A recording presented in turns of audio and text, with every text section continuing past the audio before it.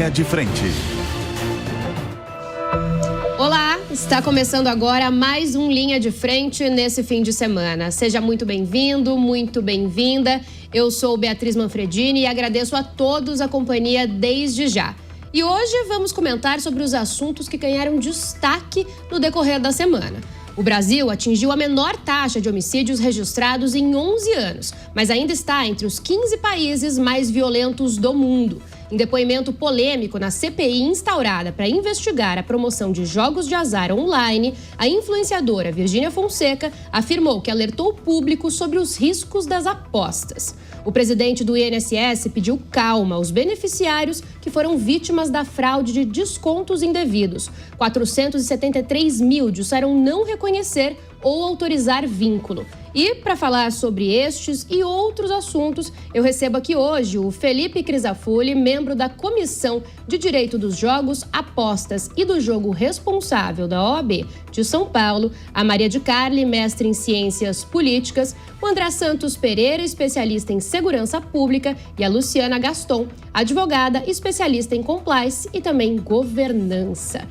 Boa tarde, pessoal. Obrigada por participarem aqui com a gente. A gente vai começar com um assunto que rodou as redes sociais, rodou o Congresso, a CPI das bets. Nessa semana, a influenciadora digital Virgínia Fonseca, que tem mais de 50 milhões de seguidores, negou irregularidades durante depoimento na Comissão Parlamentar de Inquérito no Senado. Ela afirmou que sempre alertou o público sobre os riscos das apostas. A CPI das bets foi instaurada para investigar a promoção de jogos de azar online, feita justamente pelos influenciadores digitais. A prática é considerada problemática, especialmente porque muitos dos seguidores são menores de idade ou pessoas vulneráveis a problemas com jogos. Durante a sessão, Virgínia abordou temas como contratos, responsabilidade com seguidores e a continuidade de parcerias publicitárias. Então, a gente estava até conversando aqui nos bastidores, a Virgínia perdeu até mais de 200 mil seguidores depois dessa CPI, da participação, né? Mas foi ela também que viralizou, teve ali o tema mais escutado até agora, mais assistido na TV Senado. E aí eu queria começar, claro, falando sobre esse assunto com Felipe. Felipe, muitos dos influenciadores que estão participando, no caso da Virgínia e outros que foram convocados, estão questionando o que eu fiz de errado, sendo que são medidas ali e as apostas e os jogos de azar aprovados de alguma maneira em legislação. Faz sentido esse questionamento, eles terem sido chamados? Bom, nós temos a responsabilidade de todos os que participam desse meio, né, desse mercado. É um mercado muito grande, que tem pessoas participando dele de todas as formas. Nós temos as plataformas, nós temos as operadoras, temos os usuários e temos, além dos influenciadores, outras pessoas que às vezes a gente nem imagina que estão participando, como no âmbito do esporte talvez seja mais fácil nós pensarmos. Os jogadores, de alguma forma, eles acabam participando desse mercado de forma indireta. Temos os parentes dos jogadores, de uma forma talvez ainda mais indireta, participando ali, porque eles acabam sendo também atingidos pela legislação, pela regulamentação, que proíbe que eles recebam informações, coloquemos assim, privilegiadas de seus familiares, amigos, conhecidos, que atuem, né, no âmbito do esporte e possam comentar, como foi o caso recentemente, de acordo com as notícias que nós temos na mídia, né, do Bruno Henrique, que teria comentado com um parente que forçaria um terceiro cartão amarelo e isso teria desencadeado diversas apostas de parentes e amigos ou amigos dele, enfim. Então nós temos diversos aspectos aqui que podemos analisar. Agora, no caso específico dos influenciadores, a legislação e a regulamentação não trouxe seja na lei propriamente dita, né, seja nas portarias, algo específico do que eles podem ou não fazer. Então, eles entram no bojo de todos os demais. Quem pode fazer uma publicidade do jeito X, também é tanto o influenciador quanto qualquer outra pessoa que seja contratada para ser um garoto propaganda de uma bet. Nem todo mundo que faz publicidade é um influenciador. A gente hoje em dia já considera uma profissão até, né, dessas pessoas de influenciadores. Agora, nós temos os próprios atletas fazendo publicidade de bets e não há uma proibição expressa na legislação ou mesmo na regulamentação. Nós temos algumas diretrizes, algumas normas que tratam de como a comunicação deve ser feita, como a publicidade deve ser feita, o que pode ser realizado e o que não pode ser realizado, Nós temos proibições com relação a menores de idade, então nós não podemos fazer publicidade voltada para menores de idade. Ambientes como campeonatos que são de categoria de base não podem ser objeto de publicidade, de bets, justamente por conta dessa preocupação com as crianças e os adolescentes. Agora, não há nada que impeça um influenciador, um atleta, quem quer que seja, na legislação e na regulamentação que nós temos atualmente, então não há nada que impeça que eles façam publicidade, desde que eles cumpram todas essas exigências legais e regulamentares, entre elas deixar claro que não é um meio de ganho, de riqueza, um meio de vida, é um entretenimento como outro qualquer, talvez não como outro qualquer na acepção da expressão, mas é mais um meio de entretenimento que nós temos no Brasil e em todo o mundo. Maria, esse assunto passa pela regulamentação das redes sociais, por exemplo? Então, muito estava se discutindo, mas antes de tocar nesse assunto específico que você me perguntou, Bia, eu queria comentar, né, da imagem que foi a Virgínia ali no Senado. Vocês estão vendo aqui na minha tela. Eu, sinceramente, não sei com quem eu fiquei com mais vergonha, se foi da Virgínia ou dos senadores, porque foi, assim, um papel muito bizarro assistir tudo aquilo. A Virgínia, muito espertamente, usou, assim, a sua figura como a sua principal publicidade, né? Portou um moletom com a foto do filho ou da filha, acho que é da filha, e assim, trouxe muita empatia aos senadores que provavelmente já seguiam o próprio senador que foi pedir para tirar uma selfie com a Virgínia. E assim, eu fiquei com a vergonha alheia do Brasil imensa, porque é um debate tão amplo com a questão de quem está errado, quem não está errado, quem são as nossas figuras influentes que influenciam a nova geração. Eu já discuti isso tanto aqui em outras mesas de debate com relação ao impacto que esses influencers têm com os jovens e pessoas vulneráveis quando eles fazem propaganda com relação a jogos e as bets. Então, eu acho isso tudo muito complicado, que tange também na questão da regulamentação das redes sociais, que é o debate da vez, né? A gente viu essa semana também o Lula conversando com relação do TikTok, todo o mal-estar que gerou ali com a China e o Xi Jinping, porque justamente é um debate que também tange sobre qual é a qualidade de conteúdo e a influência que a gente tem desses conteúdos e dessas pessoas que geram conteúdo para com as pessoas que estão ali vulneráveis, que têm tendência a vício, que são os jovens. Então, sim, eu acho que tange nesse assunto. Eu espero que essa CPI consiga atingir um objetivo importante com relação a uma ampliação de fiscalização para com as bets que são ilegais, que trazem uma problemática muito maior, né, para a nossa sociedade. A gente sabe que é uma média de 30 bilhões de reais por mês que os brasileiros gastam com bets. E então eu espero que essa CPI traga essa conscientização e amplie a questão da fiscalização e traga publicidade problemática, que também é uma questão de saúde, e que isso puxe, né, para o debate da regulamentação, que a gente faça de uma maneira que seja muito pragmática e profissional com os melhores especialistas e não conversando com a China. Luciana, a Maria citou a tentativa de regulamentação.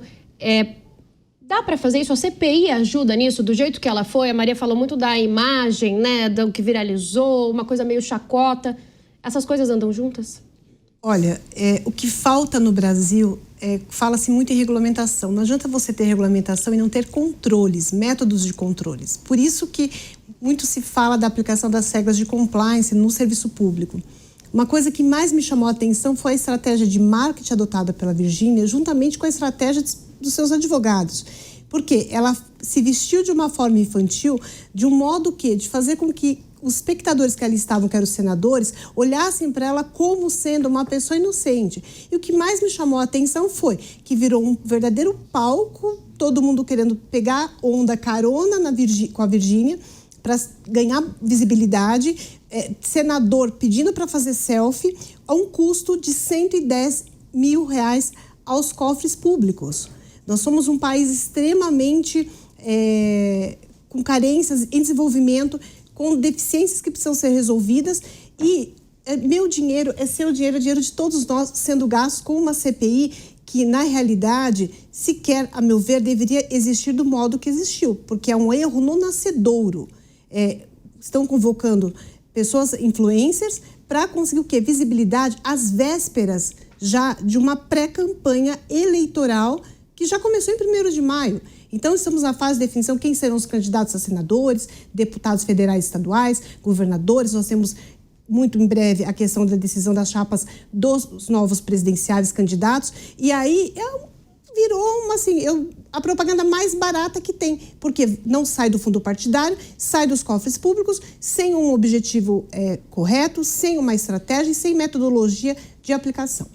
Inclusive, um momento que virou notícia foi quando o senador Cleitinho Azevedo, do Republicanos, a gente tem essa imagem, pediu para tirar uma foto ao lado da Virgínia, né? Essa imagem viralizou também nas redes sociais. Ele chega com o celular na mão, pede ali a foto, conversa, ela manda até beijo, a gente está acompanhando. E aí eu queria saber de você, André, se essa espetacularização, a gente está falando próximo ali de eleições, se ela afasta ainda mais, por exemplo, o eleitor de papéis importantes, como senadores, se aumenta aquela sensação de política é um assunto longe, sabe? Olha, é bem interessante essa perspectiva, até porque nós vemos, de fato, essa CPI como uma CPI midiática, né?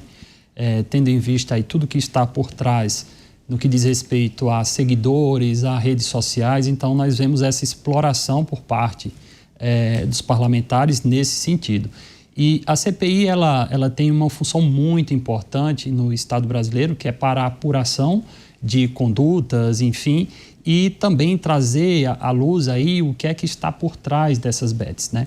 Então, até o momento, me parece que nós não temos aí uma explicitação disso muito clara para a população e temos aí um aproveitamento desse momento para que parlamentares ganhem seguidores às custas de quem participa ali da CPI, sendo ouvido, obviamente, como pessoas que devem prestar esclarecimentos e até mesmo pessoas que podem estar envolvidas aí numa atividade criminosa.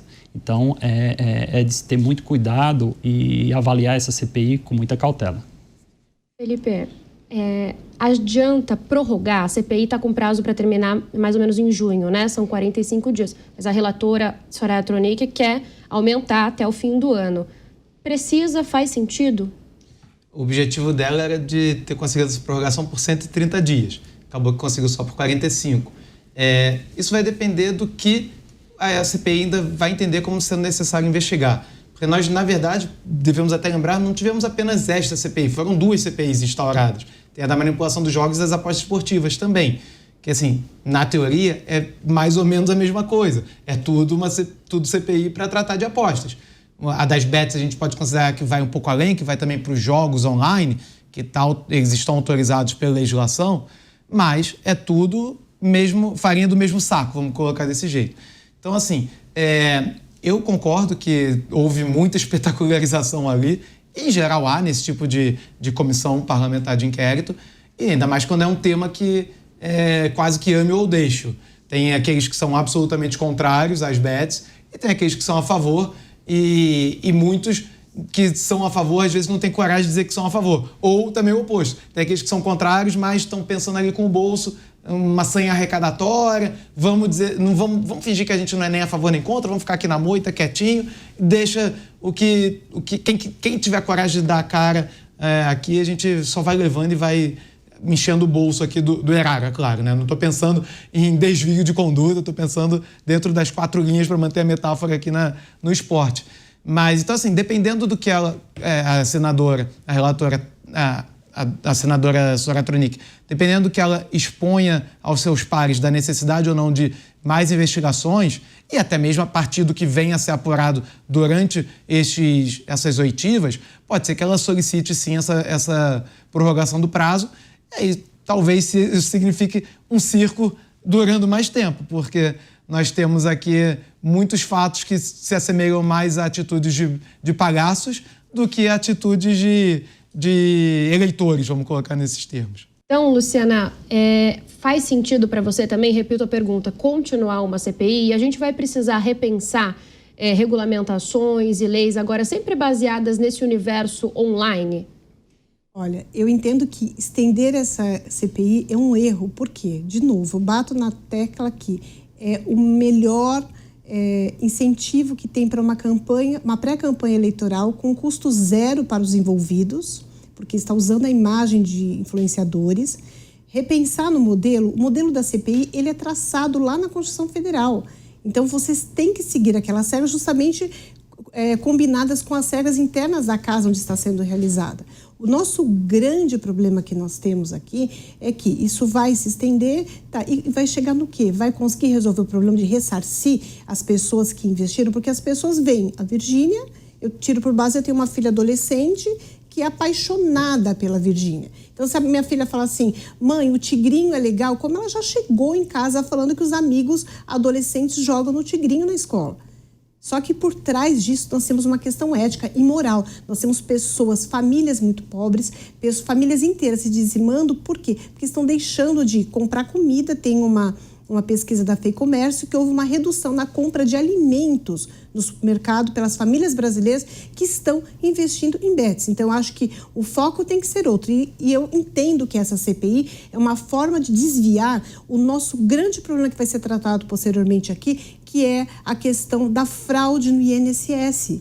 Então, desvirtuou um tema que estava aí, os aposentados, querendo saber como que ia ficar a solução deles, para os influencers. Então, assim, recordes de audiência de pessoas conectadas, nos meios de comunicações acompanhando, a Virgínia ganhando mais dinheiro do que nunca, se portando estrategicamente para sair como a queridinha dos brasileiros que investem nisso, mas nós temos uma questão muito imoral, ou seja, precisa sentar, olhar o que nós temos de instrumentos jurídicos disponíveis e utilizá-los de forma correta, não de forma política como vem sendo utilizada. Maria, para a população como um todo é um risco, até porque a gente tem uma população grande de endividados que de repente acredita que ali vai conseguir uma solução para um problema que está enraizado, né? Pois é, e quem não lembra, né, quando saiu nas redes que estimam-se que 5 milhões de usuários de apostadores de bets recebem o benefício do Bolsa Família.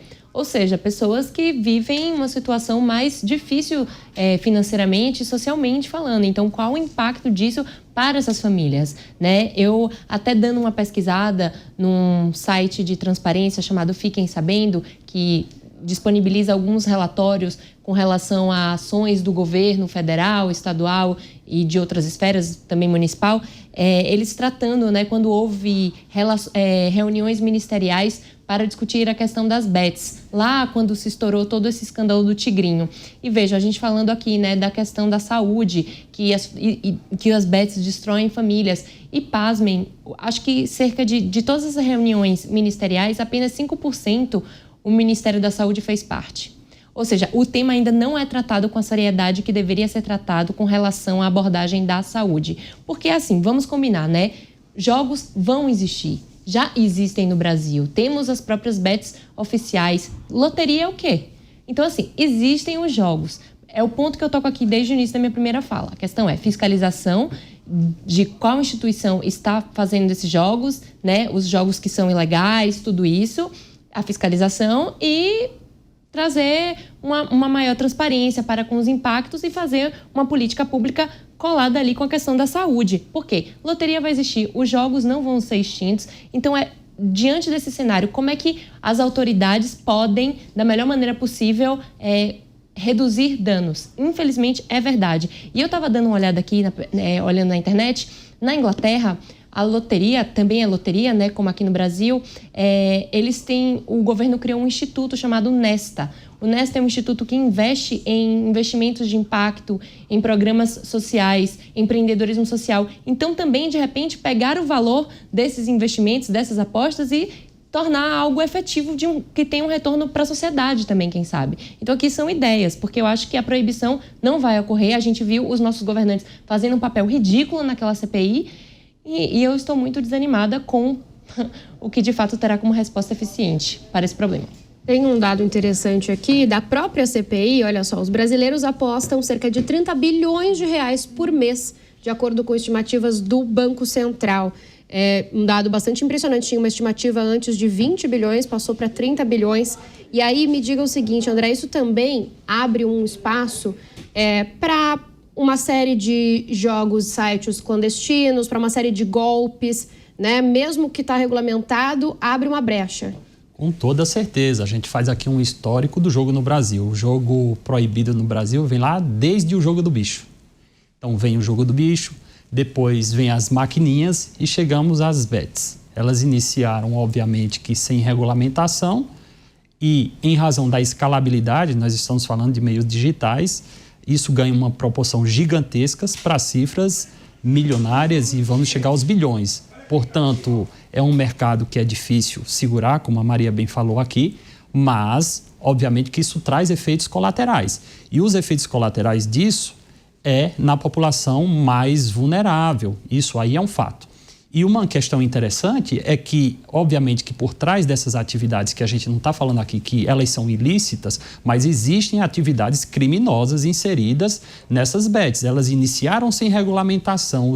O dinheiro que era colocado nessa atividade, que depois retornava para o mercado de forma lícita, é o dinheiro, obviamente, de organizações criminosas, em algumas situações. Portanto, nós temos sim a infiltração do crime organizado, fomentando essas atividades desde o início. Nós vamos continuar tendo e precisamos ter muita cautela em relação a isso, porque esse dinheiro, obviamente, ele é tirado das pessoas mais vulneráveis, mas essa engrenagem é utilizada pelo crime organizado. E quando eu falo de crime organizado, eu falo aí do tráfico de drogas, enfim, que vem utilizando essas ferramentas como ferramentas para a lavagem do dinheiro. Então, a gente tem que ter muito cuidado. Essa CPI, ela deve ser séria, mas pelo que nós estamos debatendo aqui com pessoas tão qualificadas, estamos percebendo que essa seriedade não está sendo implementada. E... Se eu puder só uma parte, aproveitando um gancho, nós temos mecanismos, ou deveremos ter, os mecanismos de controle contra todas essas coisas. Lavagem de dinheiro, atividades ilícitas no mercado de bets.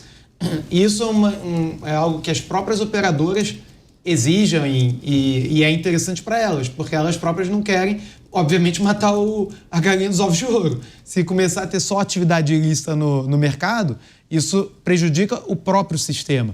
Então, as próprias operadoras, elas têm seus mecanismos de controle para evitar. É claro que se nós temos atividades ilícitas em todas as demais áreas humanas, vamos ter também nessa. Não tem como a gente negar o óbvio e justamente por isso, melhor dizendo até, nós temos esses mecanismos de controle, temos a legislação, a regulamentação, tudo, para evitar que essas atividades ilícitas se propaguem no meio das bets. Agora, é claro que toda atividade humana, então repetindo, está propensa, está sujeita a lavagem de dinheiro e outros crimes mais.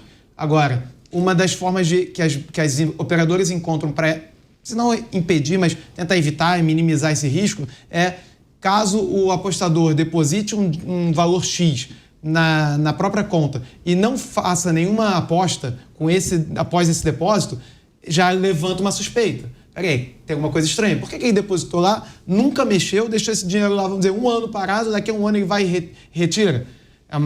Pode ser uma tentativa de lavar o dinheiro, que aí depois, quando ele vier declarar no imposto de renda, se for o caso, ele vai dizer, esse dinheiro aqui proveio de uma bet. Mas não, ele na origem só depositou um dinheiro ilícito na conta para poder depois, quando sacar, dizer que foi uma bet e poder para fingir imposto de renda, sair o dinheiro limpo. Então assim, o mercado está sempre tentando impedir que isso ocorra, porque acaba sendo prejudicado o próprio mercado, no fim das contas. Mas nem por isso nós vamos deixar de tentar evitar que isso aconteça, regulamentando, legislando, etc. Inclusive, a União Europeia tem normativa própria acerca disso, o GAFI também, enfim. Nós temos N regulamentações a esse respeito, porque, aí vou falar pela última vez essa frase, mas toda atividade humana está sujeita ao ilícito, né? E eu vou aproveitar toda atividade humana está sujeita ao ilícito para a gente falar da próxima CPI, do próximo assunto que até a Luciana já tinha adiantado. Desde a última quarta-feira, pessoal, aposentados e pensionistas do INSS que tiveram descontos indevidos em benefícios nos últimos 5 anos podem verificar os valores e contestar por meio do aplicativo Meu INSS. Essa é uma medida do governo para identificar os brasileiros que foram vítimas de descontos indevidos e assim dar início ao ressarcimento. Lembrando que a Polícia Federal investiga um esquema de fraudes envolvendo esses descontos ilegais de aposentadorias e pensões. Segundo a PF, associações usavam assinaturas falsas para retirar valores mensais dos benefícios sem autorização. A investigação apontou que dirigentes e servidores do órgão receberam vantagens indevidas e o presidente do instituto foi demitido.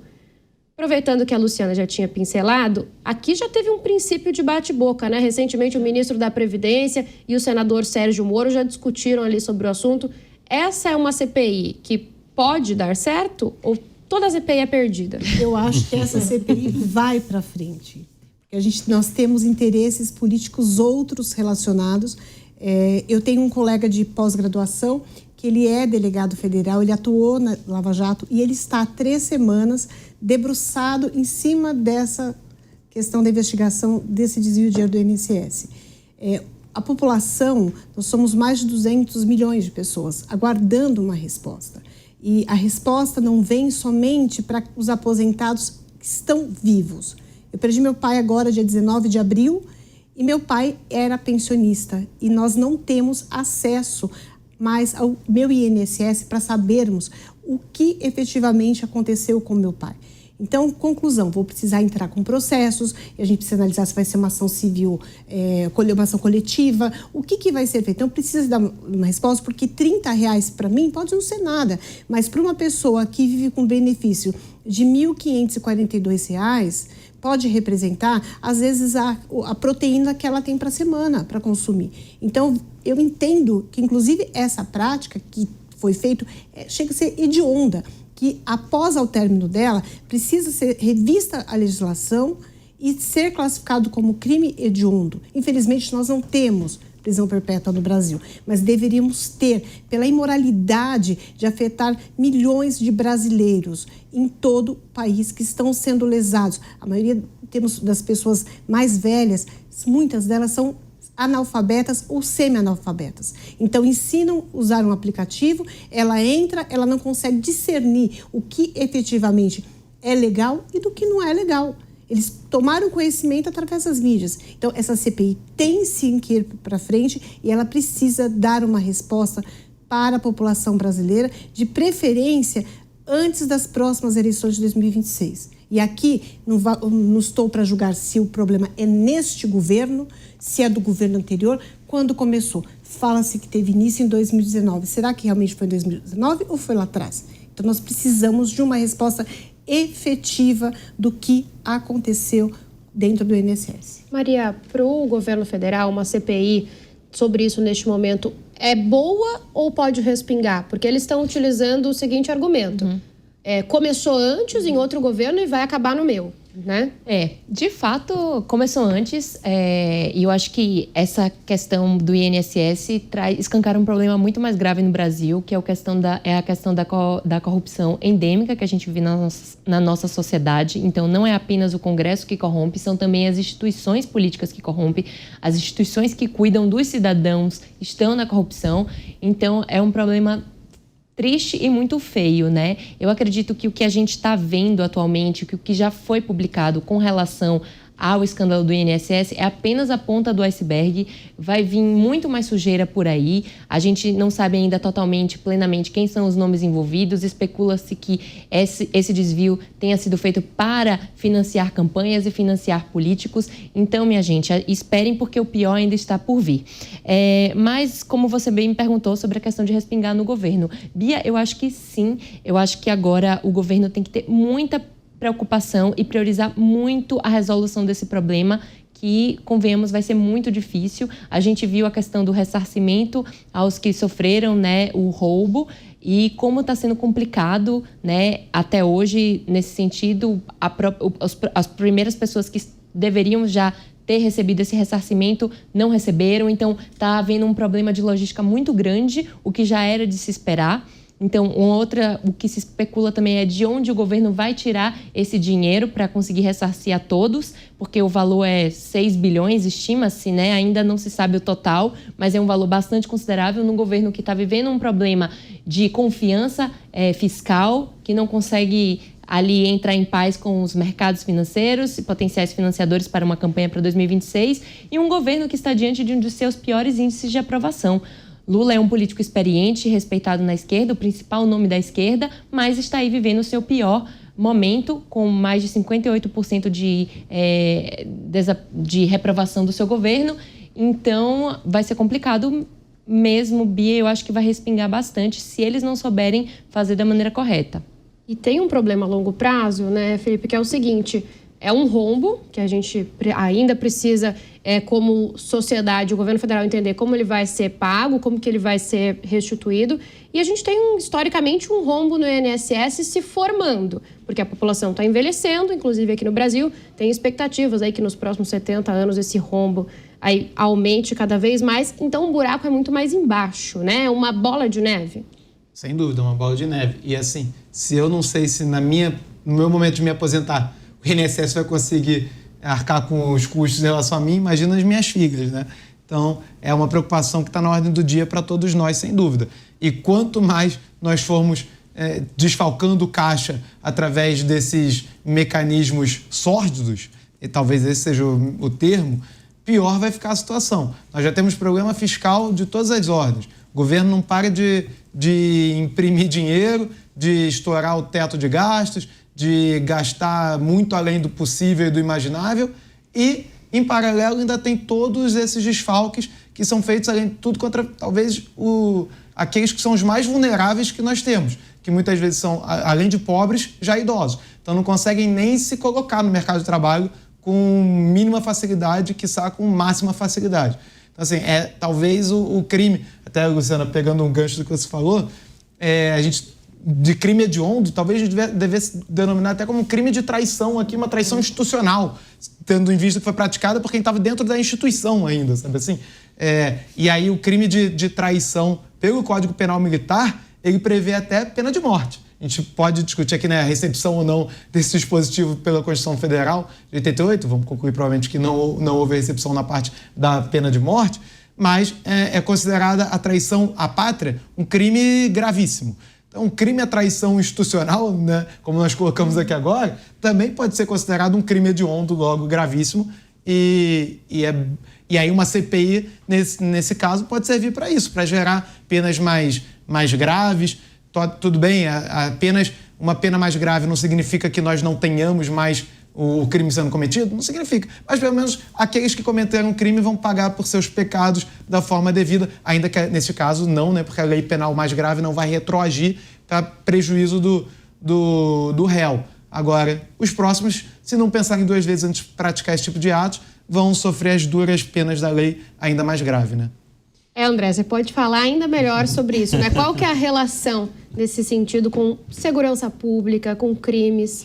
Olha, aí chegou na minha área, né? Então, vamos fazer primeiro só um link. Nós estávamos falando de uma CPI das bets, que ela trata ali do aspecto privado, empresas, falta de regulamentação, e agora nós estamos numa CPI dentro de uma seara pública. Então, as duas CPIs, elas se conversam nesse sentido, e o que liga tudo isso são as fraudes, a tecnologia. A sociedade mudou, os criminosos mudaram, e a gente precisa preparar as instituições públicas para esse novo desafio. E aí a gente entra com o desafio da segurança pública.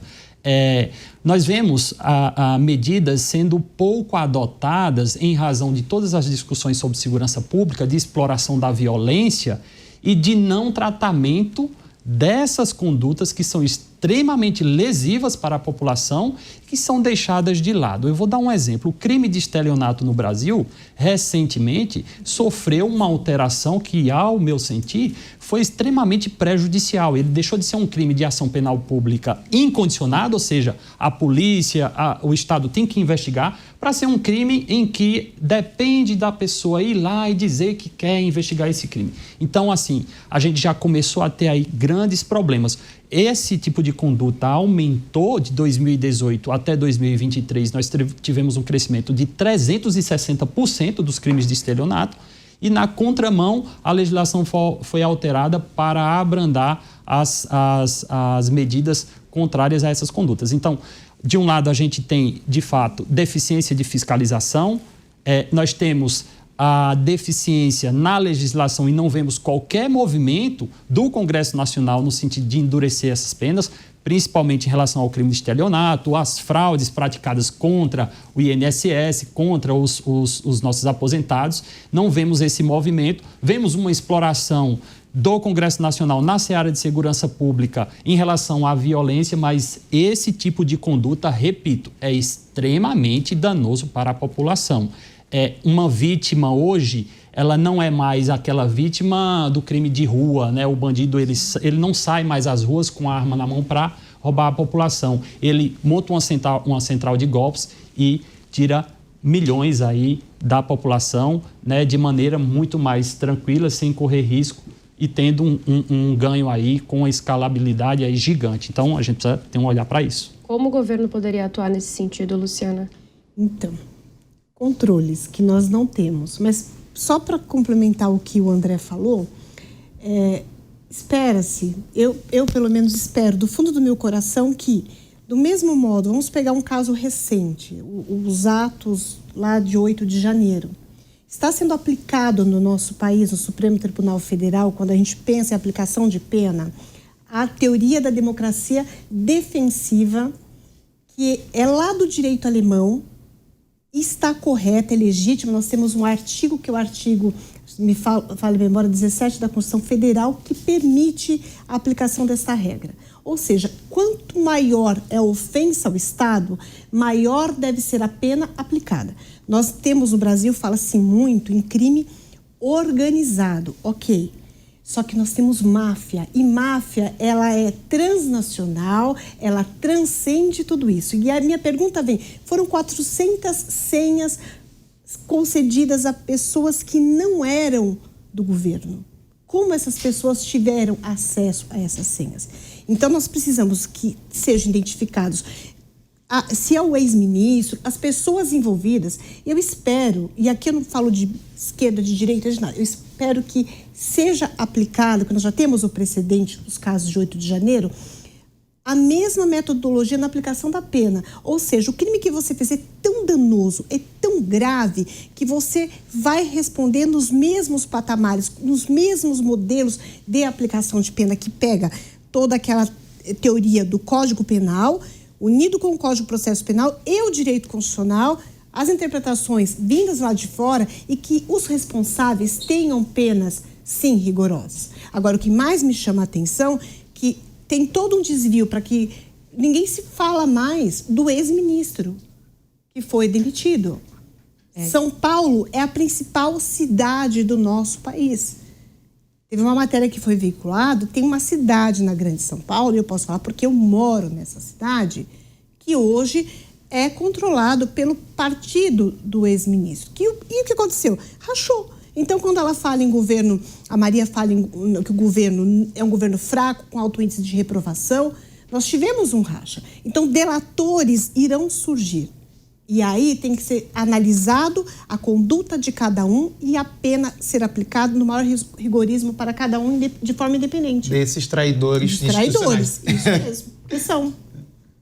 Bom, a gente ainda fala de segurança, mas a gente muda um pouco a chave. A gente está falando muito de segurança agora no espectro online, não tão tangível, que vocês comentaram, mas a gente passa então para o próximo assunto, ainda falando de violência, aquela que as pessoas estão vendo, estão percebendo.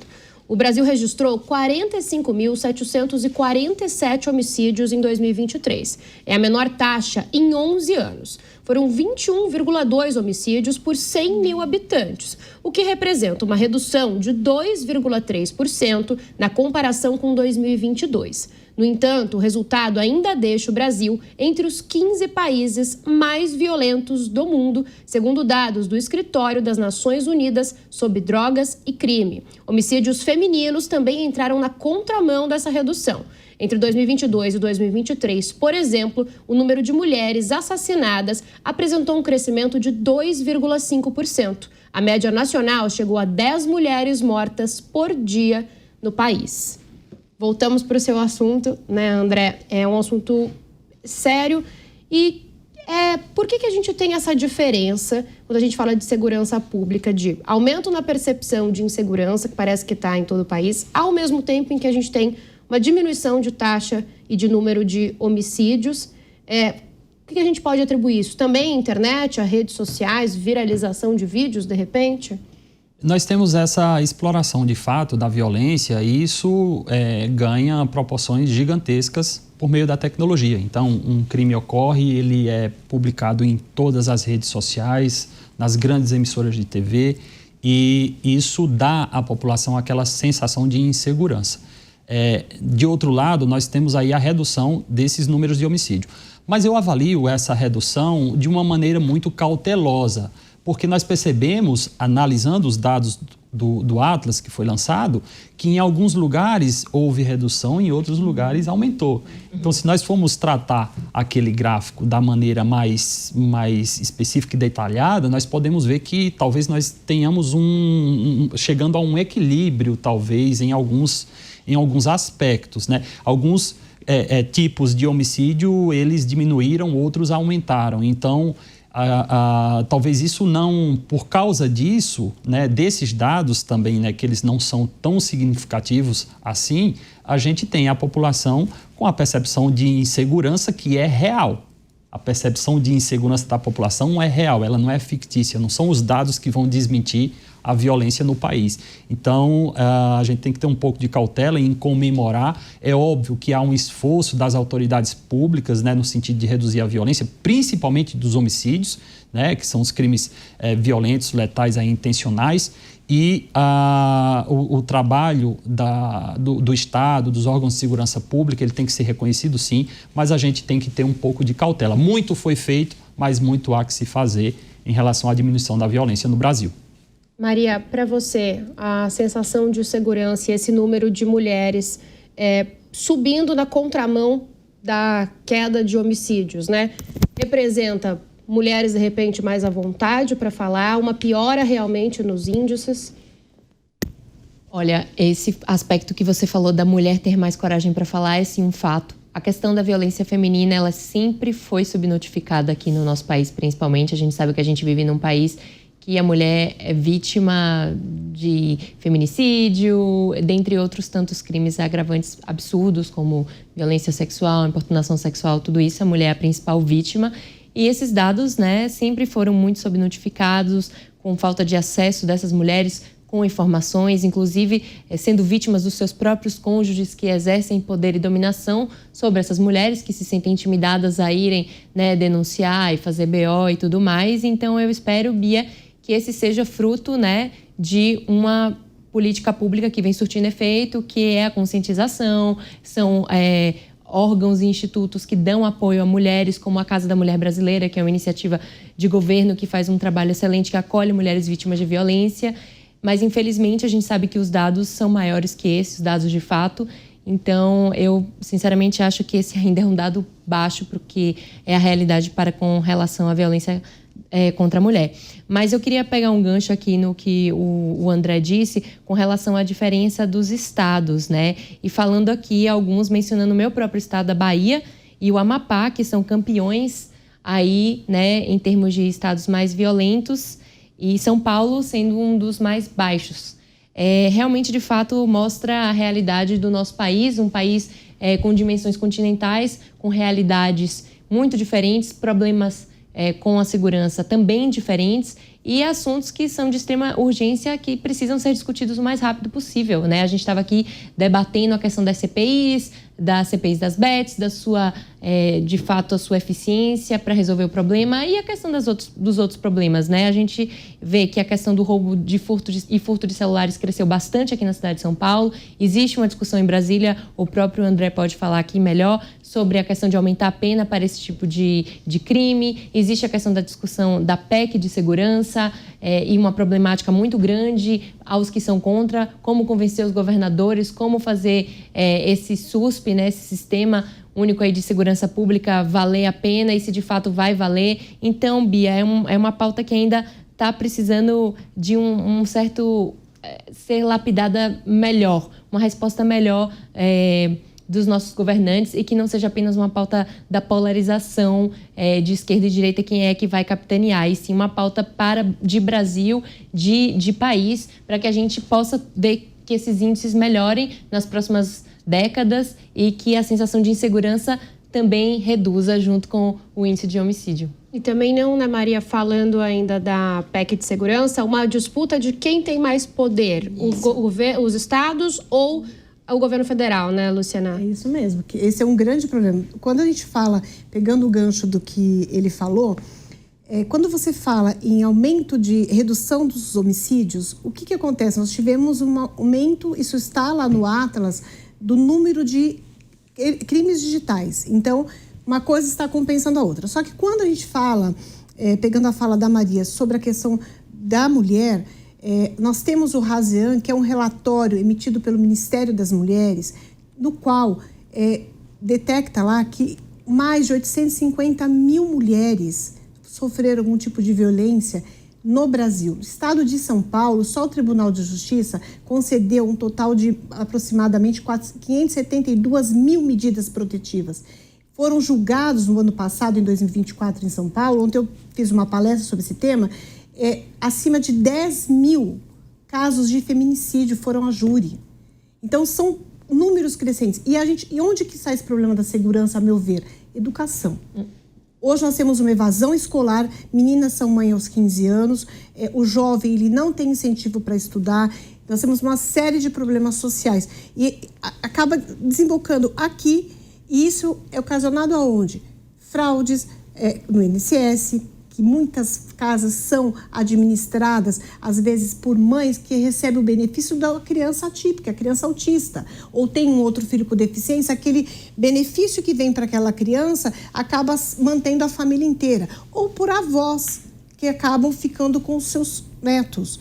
Então, se nós não tivermos investimentos em educação, não tivermos investimento no próprio, aqui pesquisas que são feitas para identificar os pontos de maior vulnerabilidade dessas famílias, continuaremos tendo mulheres morrendo, vítimas de feminicídio, o aumento da violência. Agora, é fato, o mercado brasileiro de celular aí, que tem esse aumento aí de furtos, eu vi outro de uma matéria que falaram que tem pessoas vindo da Europa, África, para cá, para exportarem celulares furtados. Então, tem que ter uma pena mais grave. E isso vai partir de onde? Do Legislativo Federal. Deixa eu só complementar, não só uma pena, a gente também pode olhar outros estados que adotaram políticas um tanto quanto inovadoras com relação à questão do rastreamento dos celulares roubados. Eu cito aqui o exemplo do estado do Piauí, que fez uma espécie de rastreamento e de conseguir, assim, uma busca ativa, digamos assim, a pessoas que compram celulares roubados, que muitas vezes você nem sabe que o celular que você comprou é roubado, você vai ali no comércio local, ele está num preço mais barato e você compra. Então, o estado do Piauí, ele conseguiu desenvolver um mecanismo para justamente rastrear esses celulares. Uma busca ativa manda mensagem ao proprietário do celular: e você sabia que o seu celular é fruto de um furto, você tem até X dias para devolvê-lo, e tem surtido bastante efeito. São Paulo está também rascunhando em fazer assim, e o próprio governo federal lançou o aplicativo, né, Celular Seguro, o Meu Celular. Quando você é furtado, você consegue entrar e bloquear todas as contas de banco. Então, já vem ocorrendo, né, algumas iniciativas com isso, é até importante a gente mencionar aqui, mas ainda, infelizmente, a justiça ela é sempre mais morosa do que as inovações que a bandidagem tem.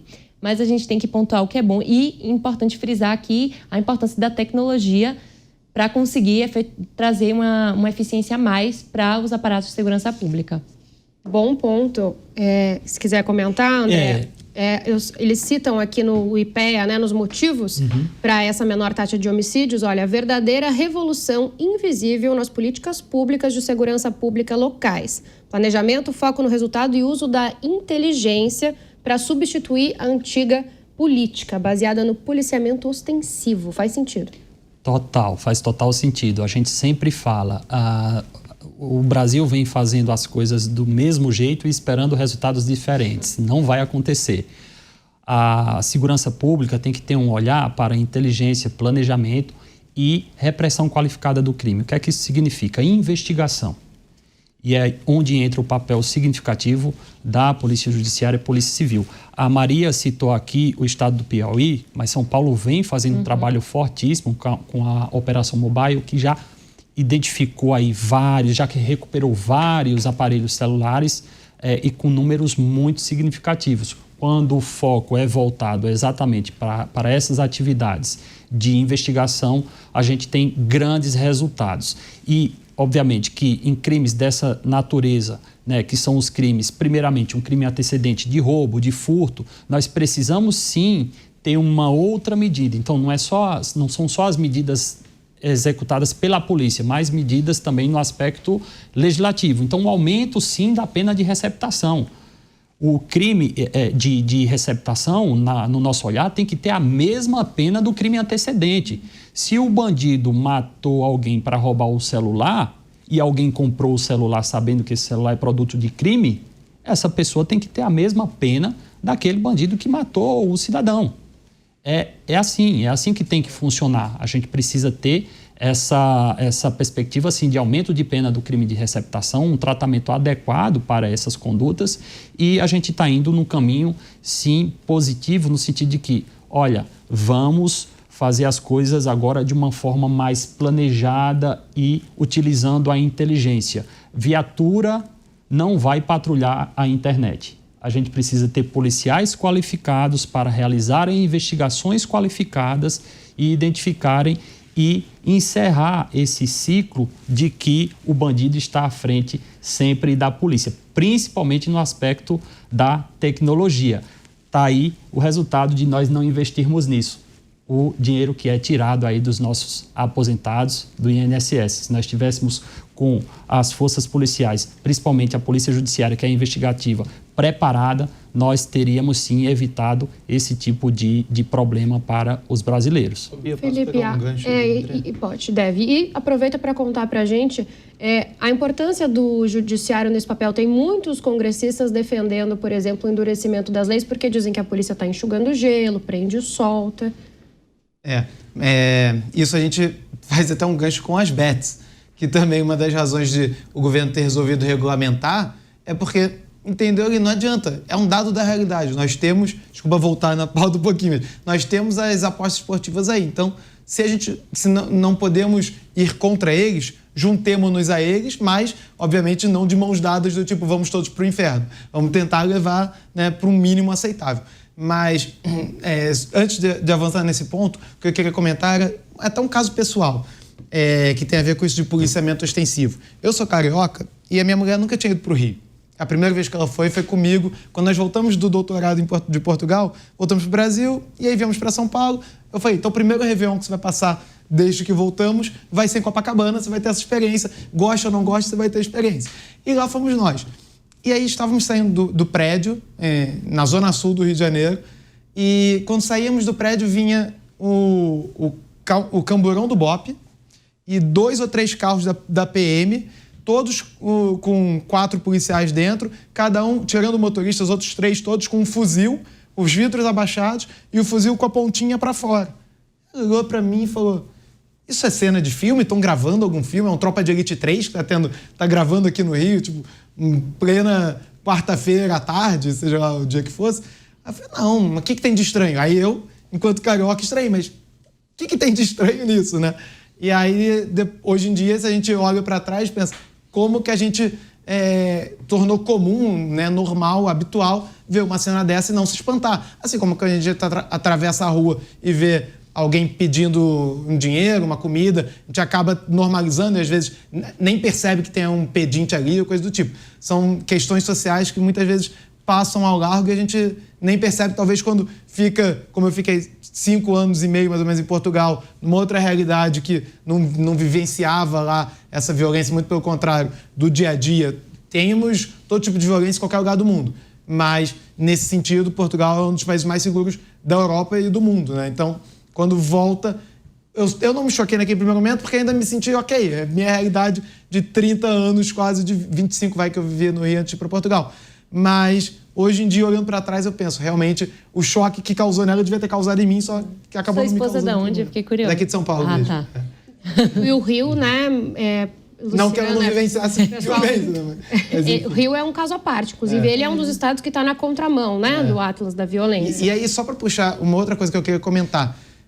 A gente falou de minorias, né? Como as mulheres. Tem um outro dado que está no Atlas, que é uma outra minoria, que são os indígenas. E como a gente falou também que Norte e Nordeste são as duas regiões do país que mais têm casos de violência, e são as duas regiões onde nós mais temos populações indígenas também. Salvo engano, 75%, arredondando, das populações indígenas no Brasil vivem nessas duas regiões do país. E a população indígena também está na contramão dessa redução. Aumentou cerca de duas vezes e meia mais do que o aumento das mulheres. Também é um dado relevante para nós termos atenção aqui, entender por que de 2022 para 2023 teve esse aumento. Inclusive, os indígenas eram um dos povos mais que o atual governo federal, o governo de turno, mais enfocava as suas políticas ali na época de eleições e tudo. E nós vivemos aí um período não só de muitas queimadas em terras indígenas, inclusive, mas também acabamos de identificar pelo Atlas de violência um aumento da violência contra esses povos. Não sei se é por estarem localizados mais no Norte e no Nordeste, que são justamente regiões onde nós temos mais violência, eles acabaram indo nessa mesma leva, mas enfim, são povos minoria, e aí uma minoria, ainda mais minoria, se pensarmos assim, e que teve esse aumento de 2,5 vezes o aumento das mulheres. Então, assim, as minorias no Brasil talvez estejam sendo subjugadas ainda mais do que nós imaginávamos. Né? Luciana, queria completar? Nós temos um problema muito sério no Brasil, que são as nossas penas. Quando você pega um delito de furto, tem um grande evento. Tivemos o show da Lady Gaga, imagine que lá 1.000 celulares foram furtados. A pena de uma pessoa que furtou um celular é de 1 a 4 anos. Aí você pega o crime de roubo, que quando você tem emprego de violência, a pena começa em 4 até 8, 10 anos. E aí você tem o crime de latrocínio, que é quando é o roubo seguido de morte, que começa em 20, 30 anos. Aí você tem a Lei Maria da Penha, o feminicídio, que a pena é de 30 a 40 anos. Então, acho que precisaria analisar a questão dos furtos de celular e tirá-lo do furto comum, de um objeto, de uma coisa, que a pessoa chega ali e me entrega o seu celular e leva embora, e classificá-lo talvez como um crime hediondo, porque pessoas às vezes estão perdendo vidas, principalmente no estado de São Paulo e na capital paulista, porque o ladrão chega e ele fala, me entrega o celular. A pessoa não entrega o celular, ele vai passar com a moto em cima dela, com o carro em cima dela, ou ele vai pegar uma faca, vai pegar uma arma e vai atirar e vai tirar a vida dessa pessoa. E ninguém consegue pegar. Então, se eu sou pega furtando um celular, eu sei que a minha pena máxima é de 4 anos, se eu tiver um bom advogado, eu for réu primária, eu vou sair rindo da cara do delegado e de toda a imprensa pela porta da frente. Então, o nosso Legislativo Federal, representado pelos senhores deputados federais, precisam urgentemente analisar a reforma do nosso Código Penal com a aplicação de penas mais duras, inclusive para o próprio controle do crime organizado, que cada vez mais está se infiltrando em todas as esferas do nosso Estado brasileiro. Então, isso precisa ser cuidado. André, 2 minutinhos antes do break, conta pra gente. Olha só, diversos problemas e possíveis soluções foram colocados aqui à mesa. Nós temos os crimes patrimoniais. Um crime de latrocínio é um crime patrimonial. A gente está falando do homicídio, matar. Outra vida. O crime de latrocínio é um crime patrimonial. Você mata para roubar, né? Seu objetivo ali é subtrair um objeto. Então, percebam como a gente está falando de coisas aqui que se casam. A gente pode falar que os estados do Nordeste brasileiro são violentos, mas os estados também do Sul são violentos com outro tipo de violência, com um crime patrimonial, com um crime de latrocínio. Então, percebam que a gente pode ter recortes distintos, né, para analisar o problema, mas nós temos um problema ali assolando a população que é igual. Então, a gente percebe que o enfrentamento a esses crimes patrimoniais, como furto, como roubo, precisam ser multifacetados. Nós precisamos sim ter esse olhar para a investigação. E eu digo investigação porque, a partir do momento que você tem um autor de um crime dessa natureza e que praticou o primeiro crime e já começa a ser investigado, nós temos a possibilidade de evitar que ele cometa o segundo, o terceiro, o 10º crime, o 15º crime, como a gente tem aí comumente ocorrendo, né? Mas o que nós estamos fazendo hoje é tentando colocar todos os recursos da segurança pública e o olhar para aquilo que aparece, que é o policiamento preventivo, e ele tem que ser mantido e tem que ser investido cada vez mais no policiamento preventivo, o policial na rua, mas a gente deixa de lado essa parte investigativa e aí onde o problema se avoluma e nós temos aí a situação que nós estamos hoje. Resposta sim ou não antes do break. Não podemos comemorar esses dados do Atlas da Violência. Não. E aí eu já começo perguntando por que para o André e por que para a Luciana, antes da gente girar com o resto da bancada. Olha, primeiramente, nós não temos que comemorar porque a população não vê motivo para isso. Nós temos a violência que está assolando aí a nossa vida, a violência física, aquela patrimonial praticada na rua e a violência praticada aqui, né? A subtração do nosso patrimônio de todas as formas que são as fraudes. A todo momento nós estamos recebendo mensagens e muitas pessoas aí sendo vítimas de golpes, principalmente em relação aos seus recursos, né, que angariaram aí por muito tempo de suas vidas, as pessoas mais vulneráveis, aposentados e tudo mais. Então, nós não temos nada a comemorar. Temos alguns avanços, pequenos avanços, temos sim, mas temos muito a fazer ainda. E eu vejo claramente que a solução passa pela investigação. A gente precisa ter esse olhar para que o crime ele seja investigado e que a polícia consiga entregar para o Poder Judiciário um inquérito com provas para que essa pessoa seja condenada e fique muito tempo lá na prisão. E é óbvio, alterar a legislação para que a legislação seja mais rígida e que nós tenhamos essas pessoas presas. Porque uma coisa é certa, prisão evita o indivíduo de praticar aquele crime na rua. Concordou, Luciana, nesse intervalo? Concordo e faço mais um acréscimo. Quando a gente fala na questão de termos prisões, nós precisamos de uma polícia não corrupta, porque existe altos índices de corrupção dentro da polícia. E quando a polícia funciona, nós temos um problema que é uma lei de execuções penais falha, que o indivíduo é solto muitas vezes numa audiência de custódia. E quando ele não é solto na audiência de custódia, ele vai para o cárcere, aí ele contrata um bom advogado que impetra um habeas corpus e consegue retirá-lo. Não conseguiu via habeas corpus? O próprio advogado, isso eu já escutei de advogados criminais, fala assim, olha, fica quietinho aqui, você vai cumprir 2 anos, você matou lá, tua pena foi 8 anos, mas você vai ter um bom comportamento, você vai trabalhar na prisão, você vai 2 anos, eu te ponho na rua. E os 2 anos correspondem muitas vezes a um curso de um MBA numa universidade ponta de linha, top de linha, seja pública ou privada, de uma pós-graduação lato sensu, só que ele vai se pós-graduar e sair mestre PhD em criminalidade de dentro do presídio. Então, nós temos um problema sério social de como administrar esses detentos, porque às vezes a pessoa é presa por um furto simples e ele é colocado junto com uma pessoa que é um autodirigente de uma organização criminosa que não está num presídio de segurança máxima, mas que ele está ali num presídio com presos comuns. Então, às vezes a pessoa entra por um delito e ela sai de lá preparado para destruir o Estado. Então, eu acho que não funciona.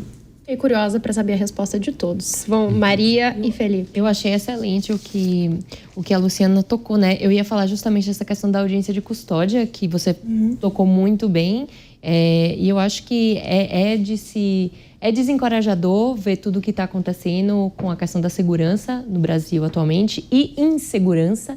A gente viu nas pesquisas atuais, tanto na esfera federal quanto aqui municipal de São Paulo, posso responder por aqui, que segurança se tornou a principal preocupação do cidadão brasileiro e o cidadão paulistano, superando até saúde e a questão da corrupção. E a gente vê nos últimos anos, né, como o crime organizado se profissionalizou. Atualmente, se o crime organizado, eu sempre falo isso aqui, se o crime organizado fosse uma empresa no Brasil, seria a empresa que mais lucra. Então, já está presente em quase 30 países. Então, assim, é um dado a realmente colocar a mão na cabeça e falar, meu Deus, e agora? Porque isso só vai piorar. Já está nas esferas políticas, já está, acho que a Luciana tocou aqui em outros business que são legais, de cunho legal. Então, onde isso vai parar? Vai ser um enxugamento de gelo que não vai ter fim. Então, isso é uma problemática muito grande. E, mais uma vez, inclusive, estava até mencionando, né?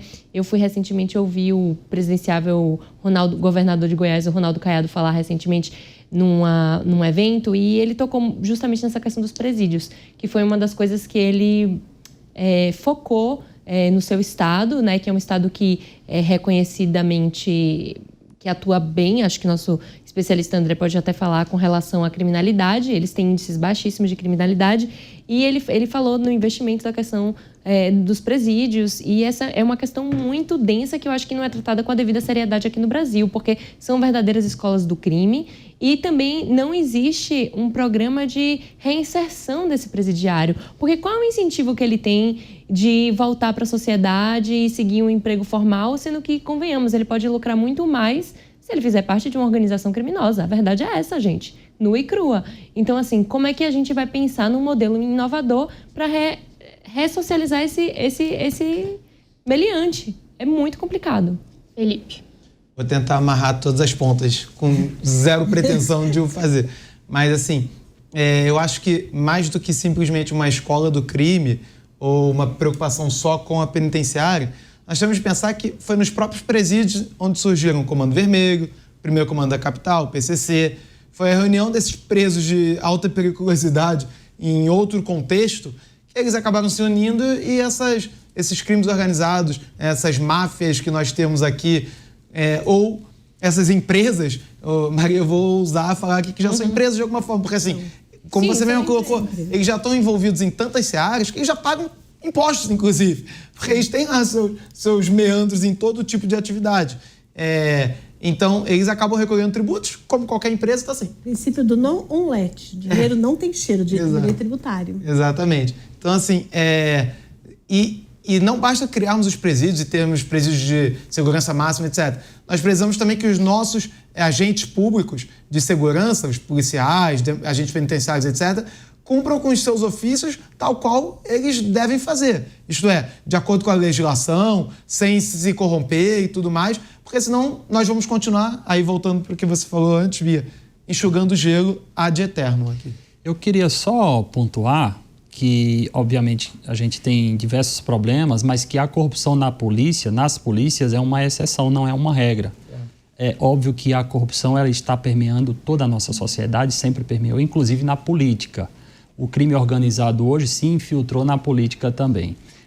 Então, partindo desse pressuposto, e foi muito bem colocado aqui, que há de se ter um olhar para o policial.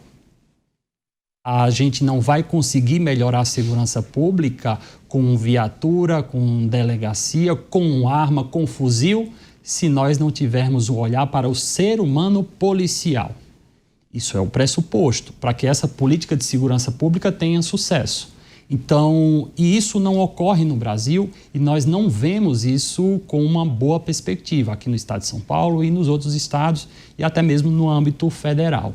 Então, o que é que nós estamos fazendo pelos nossos policiais? Essa é a pergunta que se faz. O que é que o Estado está fazendo pelos seus policiais? Posso fazer uma colocação? E não é só ter o olhar para a Polícia Federal, Polícia Militar. Nós temos que olhar para os nossos GCMs, nossos guardas, porque tem uma briga ferrenha se o policial lá da guarda ele pode andar armado, quais são os direitos, o que ele pode fazer, o que ele não pode fazer. E ali o problema é pior do que na Polícia Militar. Não raros aqui no estado de São Paulo, na Grande São Paulo, tem sido noticiado nos últimos anos casos de policiais que tem surtos, ele mata o comandante, o subcomandante, o colega que vai de farda, que vai com ele para a rua e, ao final, acaba atentando contra sua própria vida. Em alguns casos, já foi constatado que haviam relatórios de psicólogas que estavam envolvidas naquela ação, que precisavam ser desenvolvidas políticas ali locais para tratamento da saúde mental daqueles policiais, porque eles têm que ir para a rua enfrentar traficantes que estão com fuzis AR-15 e muitas vezes eles têm uma .40 na mão e não têm um treinamento adequado como tem a Polícia Militar do Estado de São Paulo. Então tem que sim ter um olhar diferenciado, porque o aumento da criminalidade muitas vezes acontece pela falta de preparo deste profissional em todos os aspectos. Sim. Maria. Inclusive, eu estava ouvindo vocês falarem sobre essa questão, né? Mencionando aqui que a carreira que envolve a polícia, policiamento, é uma carreira de alto estresse, alto nível de estresse. Eu acho que vale a gente abrir até um debate mais amplo, que é a relação da saúde mental e do acompanhamento da saúde mental que esses profissionais precisam ter. Isso é um debate tão pouco debatido no Brasil como um todo. Eu não entendo eu não entendo como a questão da saúde mental ela ainda é negligenciada. Juju, se eu fosse deputada, eu criaria uma lei para tornar obrigatória a bolsa saúde mental para quem precisasse, porque é algo muito imprescindível, principalmente nessas carreiras. O acompanhamento, a ajuda, o suporte. Conheço pessoas, profissionais incríveis da Guarda Municipal aqui de São Paulo. Inclusive, um beijo a todos eles ali que fazem a cobertura da Câmara Municipal. E vejo como eles são profissionais e como eles... Eu sei, né, como é duro a questão da rotina, diárias muito tensas. E é isso, tem que ter esse olhar cauteloso e essa valorização. Uma discussão que vai além, por exemplo, de mudança de nome. Não deveria ser esse o foco, é isso? Exatamente. O que a gente tem aí, muitas vezes são as polícias, sejam elas a Polícia Civil, a Militar e as GCMs agora, que estão sendo alçadas ao status de polícia, sendo utilizadas como massa de manobra. E tanto do viés da direita quanto da esquerda. Essa polarização está trazendo prejuízos ao Brasil, sobretudo no aspecto da segurança. Você vê uma PEC da segurança pública lançada, que traz ali uma tentativa do governo federal de ocupar espaço no debate de segurança pública e o olhar para o policial. Você não tem uma medida na PEC que trate do policial ali em si, que tenha uma repercussão direta ao policial. Não tem. Aí fala-se assim, a Constituição não é o ambiente para isso. E qual é o ambiente para se debater o aspecto do ser humano policial? Aí eu trago aqui para São Paulo. Nós temos agora, no estado de São Paulo, a possibilidade do governador Tarcísio regulamentar a lei orgânica da Polícia Civil de São Paulo, que é a própria Constituição da Polícia Civil de São Paulo. Nós propusemos um projeto, que é o auxílio-saúde para os policiais civis, que já está previsto numa lei federal, que é a nossa Lei Orgânica Nacional das Polícias Civis. Ora, isso sequer foi debatido ainda pelo governo, Maria. Então, os governantes, eles têm as possibilidades, têm as ferramentas, não há qualquer entrave do ponto de vista orçamentário, mas as polícias são utilizadas como massa de manobra e na hora de resolver o problema, ninguém resolve. Então, para que a gente melhore a segurança pública, repito, devemos ter um olhar para o ser humano policial. Diga, Felipe. E é justamente isso. Ele é um ser humano como todos nós, todos quaisquer. Se nós temos medo quando estamos na rua de sermos assaltados ou qualquer outro crime, por que ele não vai ter? Tudo bem, está preparado, tem lá uma arma para reagir, né? Na verdade, o ofício dele é mais do que uma reação, é uma obrigação até dele. Sim. Mas ele também é um ser humano. E se ele está com um problema mental, né, de saúde mental, como qualquer um de nós pode ter, a reação dele, o agir dele pode ser pior até do que não realizar o ofício dele naquele momento, por mais bem treinado que ele tenha sido. E só um outro ponto, a relação do eleitor com as políticas públicas também precisa mudar, né? Nós precisamos pensar que não basta também nós só irmos lá e elegermos o presidente que tem o foco X e o senador, o deputado federal, o deputado estadual que tem o foco Y. Senão as coisas não vão conversar e às vezes é até pior. E esse ambiente da Constituição, a Constituição brasileira, ela trata de tantas coisas, trata até voltando para o Rio de Janeiro, do Colégio Pedro II, Sim. E não pode tratar da questão do policial, do ser humano policial, exato. Mas enfim. Bom, gente, segurança pública sempre rende muita discussão, mas agora, para encaminhar para o fim do programa, a gente vai virar radicalmente a chave, então vamos para a próxima, apertem os cintos. Durante viagem a Pequim, nesta semana, o presidente Lula deu algumas declarações sobre a relação Brasil e China. De acordo com o presidente, a parceria com o país asiático é indestrutível e nunca foi tão necessária. Ao final da viagem, Lula comemorou o resultado da visita, afirmando que a relação com o país é muito estratégica. Essa foi a segunda visita dele ao local desde que assumiu o terceiro mandato. Lula também voltou a criticar as tarifas comerciais impostas pelos Estados Unidos e defendeu a postura chinesa em relação ao comércio mundial. Maria, quer começar comentando a importância dessa relação, dessa viagem? Sim, claro, a gente vê... Existem alguns pontos de destaque, né, que é importante frisar. É importante lembrar que a China é o nosso principal parceiro econômico, é o nosso principal destino de exportação, é o nosso principal destino de importação. Eu acho que, nesse momento, eu vejo com bons olhos um acordo com a China. Podem me chamar de comunista o que for, eu acho que em comércio internacional a gente tem que ser muito pragmático nesse momento. Não é uma questão de direita e esquerda. Claro que isso tange alguns aspectos ideológicos, mas é importante frisar que a China é nosso parceiro comercial, goste você ou não, mas é. E atualmente a gente vive um cenário de muita incerteza global ocasionada pelos Estados Unidos e pelo tarifaço do Trump. A gente não sabe como vai ser o dia de amanhã. Bom, me corrijo aqui, a gente não sabe como vão ser os próximos... Bom, a gente sabe como vão ser os próximos 85 dias. Depois que acabar essa trégua entre China e Estados Unidos, aí a gente não vai saber o que vai acontecer com as cenas dos próximos capítulos. Então, eu vejo com muitos bons olhos essa aproximação. Eu acho que é importante o Brasil, como uma política de Estado, buscar parceiros alternativos para não ficar apenas dependente dos Estados Unidos. A gente vê, sim, uma mudança de paradigma na geopolítica internacional e no comércio internacional. Então, é importante a gente se munir aqui, como nação, de outros parceiros estratégicos como China, União Europeia, Suíça, África. Então, eu vejo com bons olhos. A gente viu que agora assinamos um acordo, né, de 78 bilhões.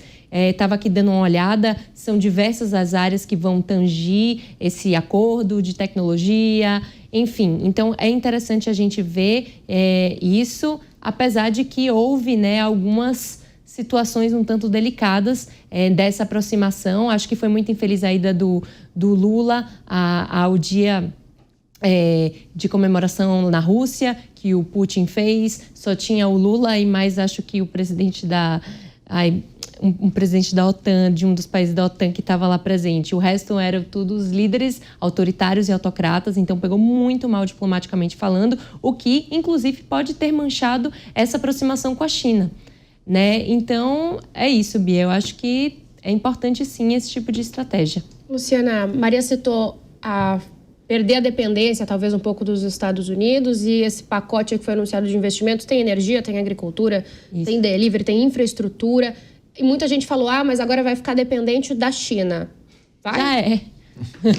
Eu vejo o seguinte, os Estados Unidos, quando começou o tarifaço do Trump, eu falei assim, olha, o Trump está dando um tiro no pé com seus apoiadores, que é o pessoal do agro, produtores de soja norte-americanos. Então, China, deixo de comprar dos Estados Unidos, eu vou comprar da onde? Brasil.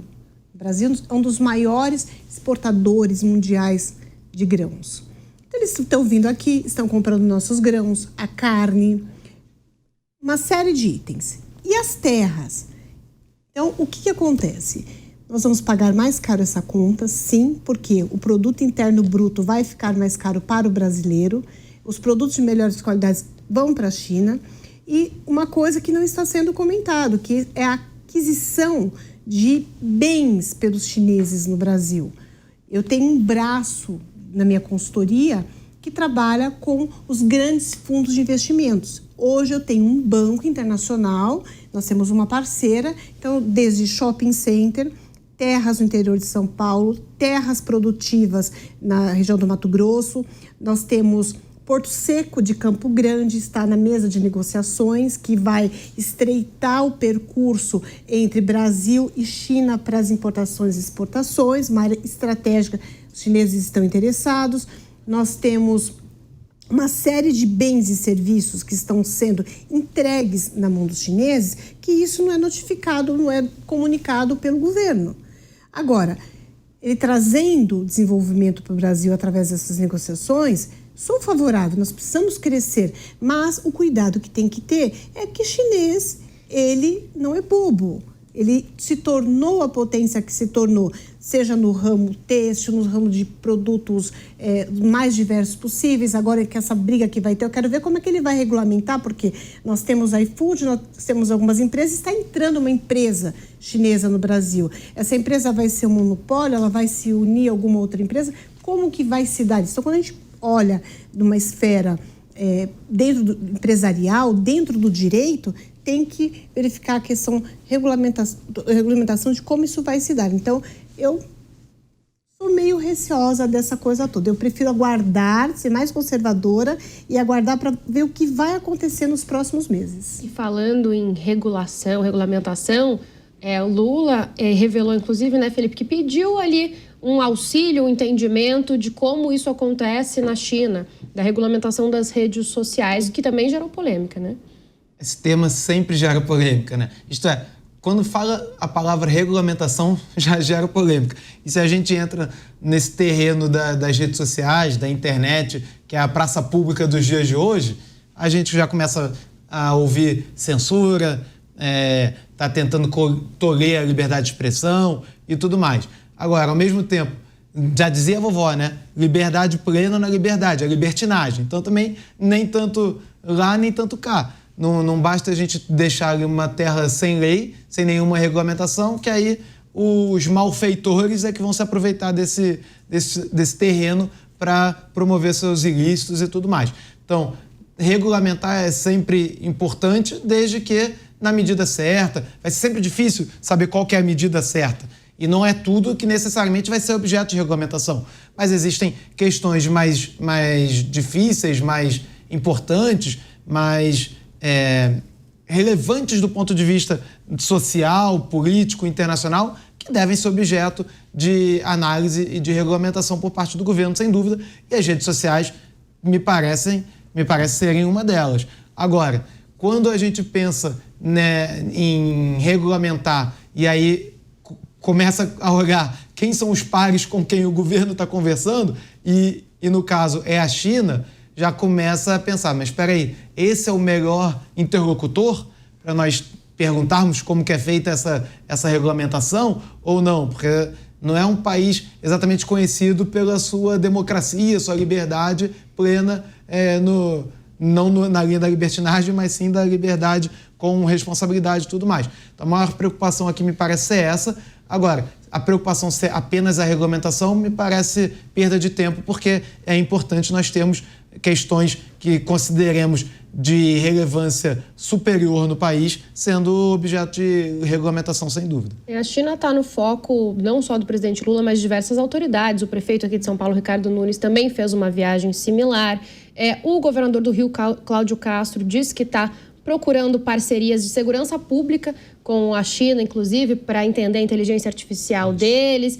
É um parceiro que faria sentido nesse caso? Toda parceria é boa? Faz sentido, sim. Primeiro, é interessante essa parceria do Brasil com a China. A China, segundo dados do próprio Ministério da Indústria, Comércio e Serviços, em 2022, houve um intercâmbio de negócios na casa de 150 bilhões. Então, é importante, sim, tem que ser mantido e intensificado. No aspecto da tecnologia, isso é fundamental para o Brasil e para a segurança pública. Nós temos a tecnologia como uma ferramenta efetiva para auxiliar, obviamente que com as forças policiais e os policiais por trás preparados para otimizarem essas tecnologias, e as câmeras são ferramentas nesse sentido. A IA é uma tecnologia que veio para ficar no aspecto da identificação, né, humana, utilizada a IA ali nas câmeras, e isso tem que ser, sim, intensificado e tem que ser disseminado. É muito importante. Como é que acontece lá na base? Você tem indivíduos que são criminosos, né, que estão ali dentro de um banco de dados da polícia e que são identificadas por meio das imagens de câmeras, por meio de uma inteligência artificial que vai tratar aquelas imagens. E aí nós entramos em aspectos também de regulamentação dessas atividades, ainda na seara pública, na seara privada também. E essas tecnologias, essas parcerias feitas com países que desenvolvem a tecnologia com baixo custo, é fundamental para que a gente avance nesse sentido também. Maria, e essa aproximação com a China pega bem ou mal na relação do Brasil com os Estados Unidos? Eu acho que pega mal, porque a gente tem um líder que agora representa os Estados Unidos, que é uma pessoa altamente egóica, é uma pessoa que se elegeu justamente com a pauta de vamos fazer a América grande de novo, vamos reindustrializar a América, vamos mexer com a ordem global e vamos nos defender de quem são os países que mais danificam a nossa economia. E esse presidente acredita que a China é o principal país que danifica a economia dos Estados Unidos. Então, já há esse agravante. 2, a gente sabe que o mundo está cada vez mais polarizado e que existem duas grandes frentes, né? Como sempre, a esquerda e a direita. É a Guerra Fria requentada, goste ou não. Mas a gente vê uma direita mais ideológica, representada e encabeçada aí pelo Trump. E a gente vê a esquerda também como retroativa e se tornando também mais ideológica, e a gente sabe que o Lula é de esquerda. Então já existe, esse é um segundo agravante, que já existe essa pré-antipatia entre essas duas esferas ideológicas representadas por ambos os líderes dessas duas nações. Então, some esses dois fatores, mais essa aproximação do Brasil com a China. Certamente vai ser um agravante, vai trazer uma problemática, talvez, não sei como é que vai ser, uma retaliação, não sei a meu ver. Eu sempre acho que no comércio, trazendo de volta aqui a minha fala, o pragmatismo tem que sempre triunfar, mas nesse caso acho que não vai, acho que vai trazer uma saia justa Brasil e Estados Unidos ali, ver assim nos próximos capítulos. Mas eu queria aqui dizer, né, a gente torce muito o nariz e eu concordo, a China de fato é um regime autocrático, sem eleições livres, sem liberdade de expressão. Falamos aqui, as redes sociais são as redes mais censuradas do mundo, então é uma problemática muito grande, mas é importante, a gente não pode negar o crescimento desse país nas últimas décadas, é a segunda maior economia do mundo e vai aumentar cada vez mais, porque a gente vive um cenário de incerteza global, os Estados Unidos tá pisando no freio, é um problema, e então a China pode ser que ocupe esse cargo, esse vácuo aí de poder, de potência global, não sabemos. Lembrando aqui, existe também, a China, ela é a principal exportadora da agenda verde atualmente. E que é uma agenda que perde força nos Estados Unidos, com o Trump fazendo ordens executivas para retomar a indústria do carvão, a indústria do petróleo, e a China na contramão fazendo todo esse investimento com energia verde. Aí a gente fala quem é o vilão e quem não é. Então, tem uma linha muito tênue a ser discutida aqui, entende? E muitos preconceitos a serem derrubados. Luciana, vou fechar com você em 1 minuto antes do término do nosso programa. O Brasil, então, tem que adotar uma postura em que ele precisa estar aberto a todas as oportunidades de negócio, até porque precisa de dinheiro entrando. Sim, acho que o Brasil tem que transitar entre os dois países sem gerar maiores conflitos. Por quê? Como ela falou da agenda verde, o Trump até agora não falou nada da Amazônia. E se ele quiser arrumar encrenca com o Brasil, ele vai arrumar encrenca, vai ser ali, não vai ser cortando importações, exportações do Brasil. Porque no passado ele já se manifestou. E a gente tem que lembrar de uma coisa, quem que tem força? China tem como se defender. E o Brasil tem o mesmo poder? Uma coisa que nós não sabemos. E vamos continuar debatendo aqui esse assunto muito ainda, não só aqui no Linha de Frente, em todos os jornais da casa. Continuem com a gente. Obrigada pela companhia hoje, eu agradeço a audiência e até a próxima semana. A opinião dos nossos comentaristas não reflete necessariamente a opinião do Grupo Jovem Pan de Comunicação. Realização Jovem Pan News.